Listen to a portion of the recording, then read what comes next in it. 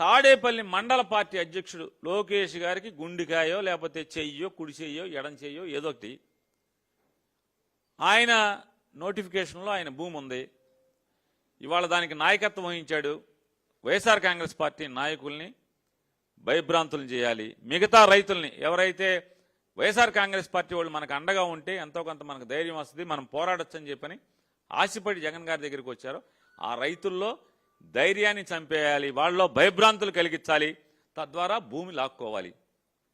ఈ ఎత్తుగడతో చేసినటువంటి ఈ పన్నాగంలో నాయకత్వం వహించినటువంటి ఈ క్వారీ మనుషుల్ని లేకపోతే పుల్లడుగులు వేసే వాళ్ళని, పుల్లడుగులు మామూలుగా నడిచే వాళ్ళని పుల్లడుగులు వేయించడానికి కావలసిన ఏర్పాట్లు చేసినటువంటి తాడేపల్లి మండల పార్టీ అధ్యక్షుడు ఎందుకు ఇంతవరకు పూలింగ్కి ఇవ్వలేదు?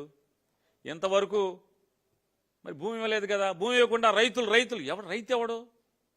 రైతులు అవతల పెనుమాకలో ఉన్నారు. ఇందులో ఒక్క రైతు లేడు.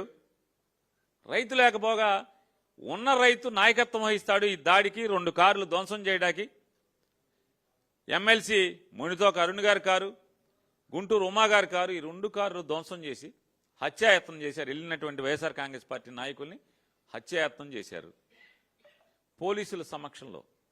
మరీ ప్రత్యేకించి ఆ ప్రాంతపు డిఎస్పీ గారు వచ్చిన దగ్గర నుంచి ఏ స్థాయిలో వాళ్ళకి ఊతం వచ్చింది, ఏ రకంగా అప్పటి వరకు పోలీసులు ఈ అరాచక శక్తుల్ని లేదా రౌడీ మోకల్ని కంట్రోల్ చేస్తుంటే ఏ రకంగా డిఎస్పీ వచ్చి దాన్ని ఇంకా ధ్వంసరచన పురుగులకి వేపుగా చూశాడో మా కళ్ళతో మేము చూసాం, అందరూ చూశారు, అన్ని వీడియోలు సాక్ష్యం ఉన్నాయి.